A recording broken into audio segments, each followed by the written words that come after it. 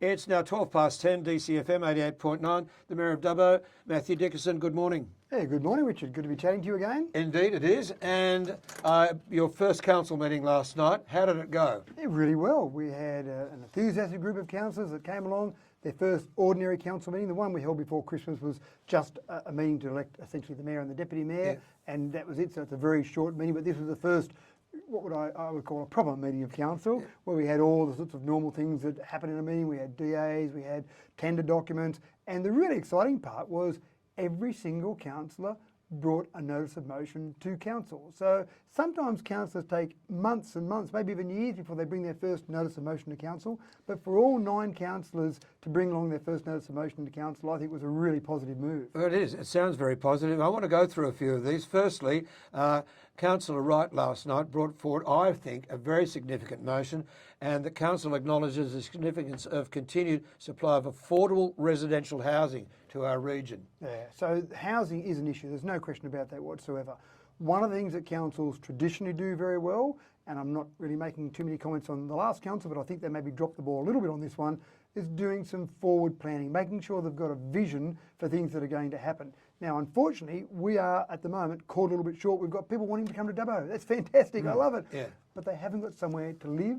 And there are people also that maybe don't have the finances. COVID has knocked around people in a whole range of different ways. So having some affordable housing, so they are definitely issues. There's no doubt about that. You don't have to talk to too many people to find out their issues. Now, unfortunately, we can't click our fingers and solve that problem magically. It needs strategic planning. It needs long-term vision. Even if you bring on a new area for development, you've still got to get services to there. You've got to get sewage pipes. You've got to get water fed to there. You've got to get electricity, NBN, all sorts of things. So it's not a quick solution, but there's no good saying there's no quick solution, let's ignore it. So Councillor Matt Wright last night brought forward a motion to say we need to have a look at this, we need to look at some solutions there, look at what the current status is, meet with some key stakeholders, meet with REI, NSW, meet with the builders group, just to see what is actually happening out there, and then really start planning that strategy. Unfortunately, I don't think council is going to solve the problem immediately. No. But we have to start planning towards solving that problem so that we can actually start to address it in the future. So I applaud Matt for bringing forward that particular motion and saying we've got to do something about it. Well, the REI released a press release this morning saying that while the median price in Sydney is well over $1.5 million, housing is still affordable in Dubbo, around the $500,000 mark. And it is the REI, I believe, that the council should be doing everything in their power to tell people in places like Sydney, do a tree change, come and see us. And the old Evo Cities program, I used to be chair of Evo Cities many years ago, and that's kind of fallen by the wayside a little bit. And so I'm keen to actually talk to the other mayors of the other Evo Cities to say, well, let's rejuvenate that. That program to market ourselves in Sydney was a really good program. We need to get the state government on board as well for that. But you're right, we still want to say to people in Sydney, get out of Sydney. We've got some great places out here, and really just show them what we've got. There's no doubt about it that employment is available here. And that's one of the things that people used to talk about in the past, is that they can't always get employment. So they'd love to leave Sydney, oh, but my job's here. At the moment, there are employers in Dubbo screaming out for more employees. Yeah. So I think we can address that problem. But again, it takes some strategy, it takes some vision, and it takes some momentum to start making that happen. Well, you led me to the next motion that was passed by Councillor Lewis Burns last night, and you said you want to get it in collaboration with other councils. His recommendation, CO provide a report to council, potential collaboration with regional other councils to enter into formal relationships. Yeah, and so that probably was more, Lewis was talking more probably about the old OROC. There was a discussion that occurred during the last couple of weeks in some of our training where the old OROC, which was the Irana region of councils, existed. There used to be 12 councils in this area. I'm talking about the Burkes, the Brewarrinas, the Cobars, etc. And there used to be great collaboration there. Now, that's completely dissolved over the last couple of years for a whole range of reasons. I won't go into it and cry over spilt milk. No. But what Lewis identified was we should be collaborating with some of those organisations. Now, there was also, in the back of his mind, he also had things like Evo Cities in there as well, to collaborate with some of those other cities as well. But I think the thing that really triggered it for Lewis was we need to be talking to some of our Western councils and making sure we're helping them and they're helping us to really drive the whole region forward. So again, well done to Lewis. He identified a problem there, brought it to council. There was discussion, debate about it last night.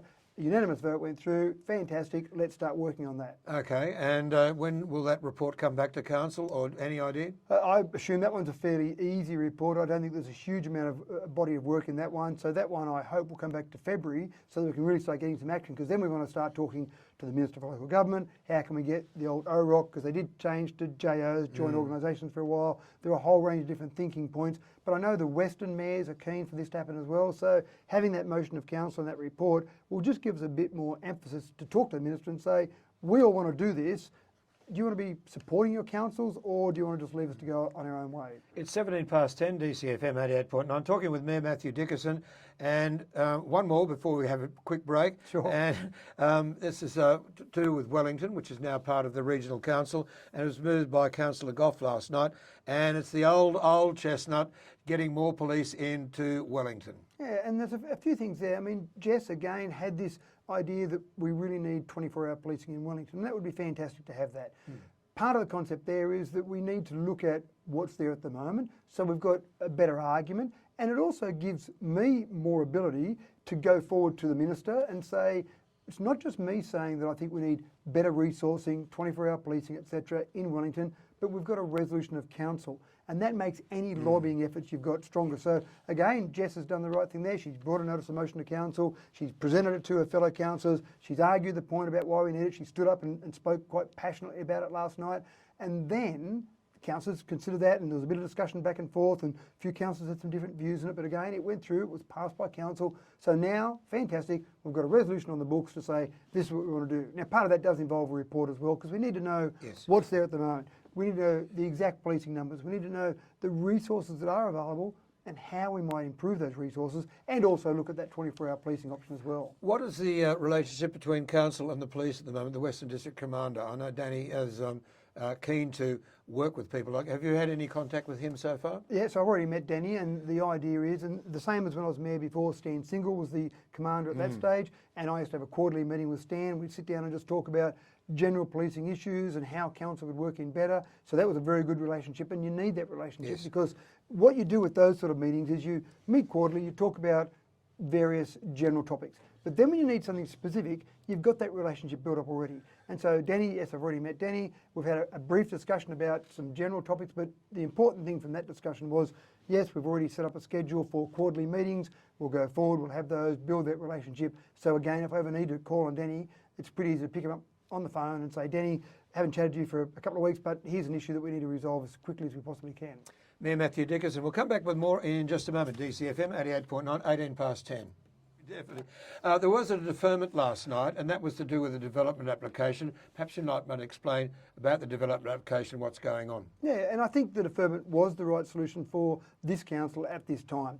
There was a DA put forward for a boarding house in Dubbo. That's right. Now, the interesting part about that is we had some discussion at council about the requirement for affordable housing. There's no doubt there is a need for that. Here comes a DA for a boarding house with 18 beds in it. So most people will go, well, gee, we need more affordable housing. That's fantastic. There were 8 objections to it, and 2 of those people that objected to it spoke at the meeting last night. And so the councillors have to say, well, we've got these people who aren't happy about this particular development, where it's happening, how it's happening, what are the rules around that. We've got a need for this. And then they sat back and thought, well, you know what? We probably just don't have enough experience yet to know what the right decision is. So rather than say yes to the decision in terms of approve it, or no, we won't approve this, we'll reject this particular DA, one councillor brought the amendment up and said, I'd like to move an amendment to defer this particular decision to the February council meeting, and councillors talked about that. In the end, they voted in favour of that. Not unanimous, it was 7-3 in favour of the deferment. Now, the good part about that is it now gives councillors more time. We can have a site inspection, talk to some of those objectors a bit more, keeping in mind that councillors only got their business papers with all of this information about this DA last Friday. So they only had 6 days to read it, and this was the first DA they've looked at. So I think absolutely the better thing was to take a cautious approach, defer that decision.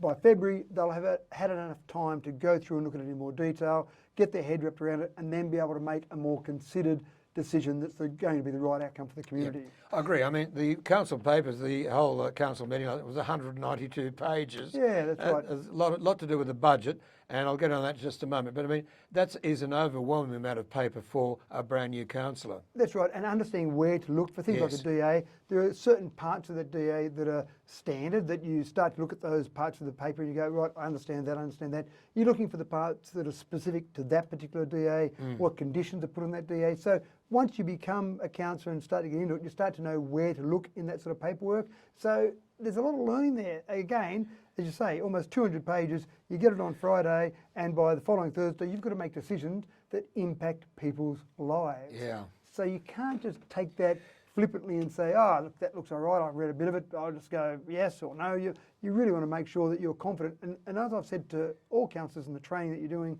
make sure that, if nothing else, every decision you make, you're not going to please everyone, but make sure every decision you make, when someone runs into you in the supermarket and says, hey, Richard, why did you make that decision? Just be comfortable and confident in why you made that decision. And then people are okay with you. They mightn't agree with you, but they're okay with the logic that you put behind it. If you just say, oh, I made the decision because I saw Billy next to me put his hand up, so I thought I'd put my hand up as well, you'll quickly lose confidence of the community. If you say why you put your hand up, why you voted a certain way, and people can understand that, I think that's when people have more confidence in you as a councillor. Indeed. All right, the budget. The council has a deficit of $20 million at the moment, blamed in part on COVID, of course, and that's to be expected. But also, I believe, there was proliferate spending with the past council, and in doing things but not offering up a maintenance budget to cover things in the past. How is council going to overcome that? Well, I think the important part, and again, the budget that was set at the moment that we're running under was a budget that was already resolved by the previous council. So end of June last year, that budget's resolved. So we can't change this budget much. What we do get is we get quarterly budget figures. Now, last night we got the September ending quarterly budget, and you think, well, wow, that's a long time ago. Normally it comes to council in a shorter time frame, but obviously there hasn't really been an ordinary meeting of council in an appropriate time frame for that information to come through. So next month we'll get the December budget. What councillors need to do from that is look at those quarterly reviews and see how we're travelling against budget, and look at things that are above or below budget and ask the right questions. And sometimes your job as a councillor is to ask a question. That's it. You don't need to necessarily come up with a wonderful solution, change the world. You just ask the right question sometimes, and that then leads to the right answer.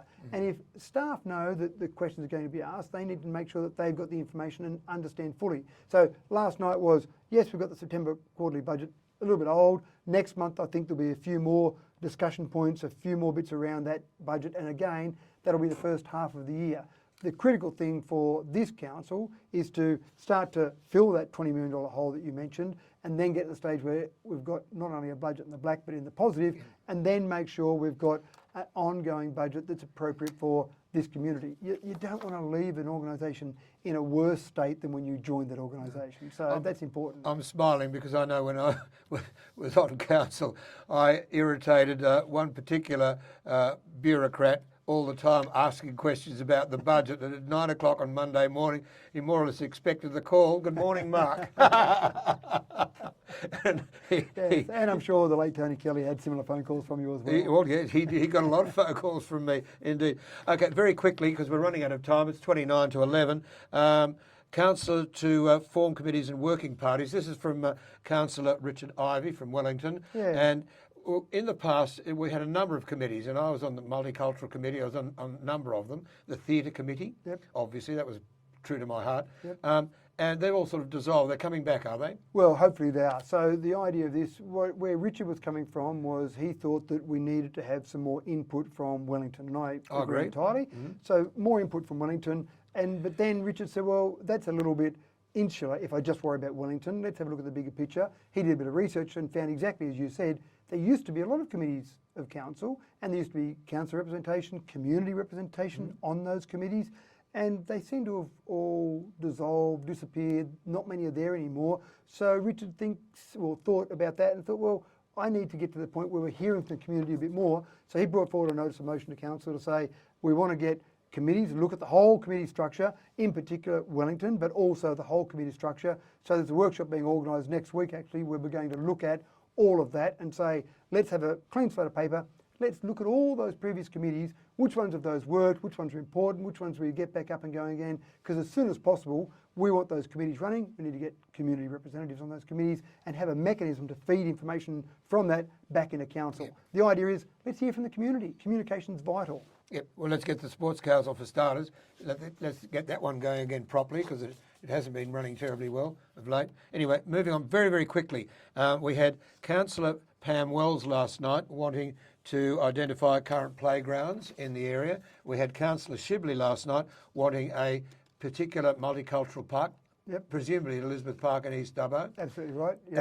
And I think those two motions were particularly well thought out, and I think they're things that we need to do. Yeah, and again, in those discussions with lots of the councillors, it was about here's how you get some things happening. Sure, you can talk about things, talk to some friends, get some ideas, but if you want to get some action out of it, you need to bring it to council. You need to bring it through council. Sometimes you can do some of that behind the scenes. You don't need to bring it to a council meeting, but sometimes if you want to get that action, but also want to actually get the community to be aware of what's happening. And I really am keen to make sure more than ever before, and I don't think we had a problem back in my time on council, but more than ever before, I think we just need to make sure the community's fully aware of what we're doing. Transparency is a word that's thrown around very easily, but I just think we need to make sure the community's fully aware.